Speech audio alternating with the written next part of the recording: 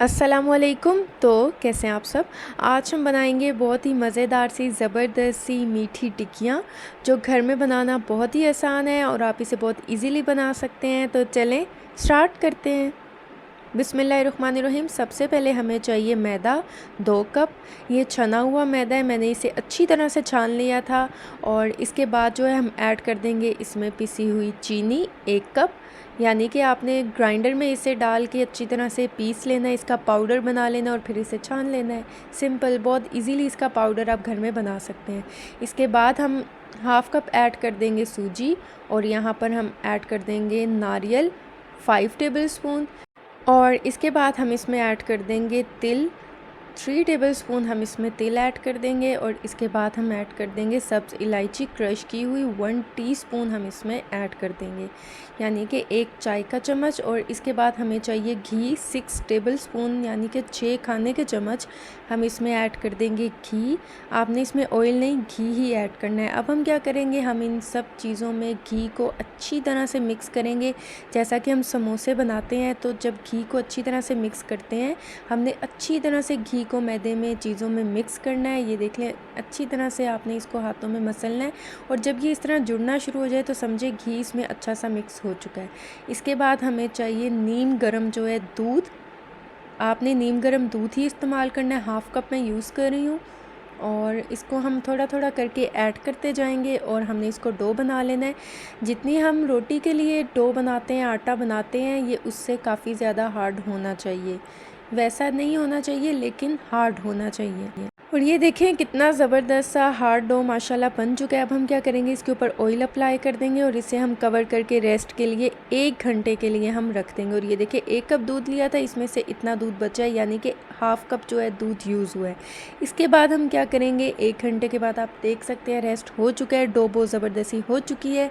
अब हम क्या करेंगे, ऑयल के साथ अच्छा सा पहले ग्रीस कर लेंगे। आपने इसमें खुश्क आटा जो है वो बिल्कुल भी यूज़ नहीं करना, आपने ऑयल ही लगाना है इस पर। और ये देखें डो को मैंने 2 इक्वल साइज़ में डिवाइड कर लिया। अब हम क्या करेंगे, बेलन पे, रोलिंग पिन पे हम ऑयल लगा देंगे और इसे हम बेल लेंगे। हमने इसको रोटी की तरह नहीं बेलना, लेकिन हाँ रोटी से थोड़ा सा मोटा बेलना है।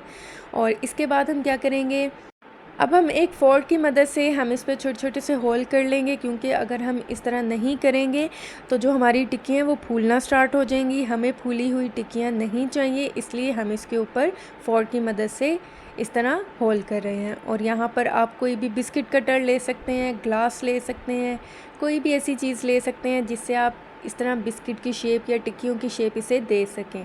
और ये जो बाकी का है डो, इसको हम दोबारा से उठा लेंगे और दोबारा से इसका पेड़ा बना के इसे दोबारा से बेल के दोबारा से टिक्कियाँ बना लेंगे। और ये देखिए कितनी ज़्यादा माशाल्लाह टिक्कियाँ हमारी बन चुकी हैं। और यहाँ पर ऑयल रखा है गरम होने के लिए और इसमें हम इसको फ्राई करेंगे। ऑयल जो है आपका मीडियम लो फ्लेम पे ही होना चाहिए, आपने इसको हाई फ्लेम पे बिल्कुल भी नहीं करना। इससे क्या होगा, ऊपर से तो ब्राउन हो जाएंगी, ऊपर से कलर आ जाएगा, लेकिन अंदर से ये कच्ची रहेंगी। अगर आप चाहते हैं कि ये बहुत ही खस्ता और ज़बरदस्त सी बने तो आपने मीडियम लो फ्लेम पे इसे फ्राई करना है। और कच्ची टिक्कियों को आपने बिल्कुल भी नहीं छेड़ना, उससे क्या होगा, आपकी टिक्कियाँ टूट सकती हैं। जब ये थोड़ी सी सेट हो जाएंगी, थोड़ी सी ये फ्राई हो जाएंगी, कि जब आप इसका साइड चेंज करें तो ये टूटेंगी नहीं। इस तरह जब हो जाएंगी फिर आप इसका साइड चेंज कर सकते हैं। और इसी तरह जो है दोनों साइडों को हम अच्छा सा कलर आते तक हम इसे फ्राई करेंगे। और ये देखें माशाल्लाह कितनी ज़बरदस्त ये फ्राई हो चुकी हैं, माशाल्लाह बहुत ही खस्ता, बहुत ही ज़बरदस्त सी और बहुत ही कमाल की और बहुत ही मज़ेदार सी ये जो है टिक्कियाँ हमारी तैयार हो गई हैं। अब मैं क्या करूँगी, अब इसे मैं निकाल लूँ। मैं इसे स्ट्रेनर में निकाल रही हूँ। इस बात का ख्याल रखिएगा कि इसके नीचे भाप नहीं बननी चाहिए, या आप इसको डायरेक्ट इस तरह प्लेट में ना रखिएगा, आप इसको ऐसी जगह पे रखिएगा या कोई भी कूलिंग रैक पे रखिएगा जिससे ये ठंडी होकर क्रिस्पी हो जाए।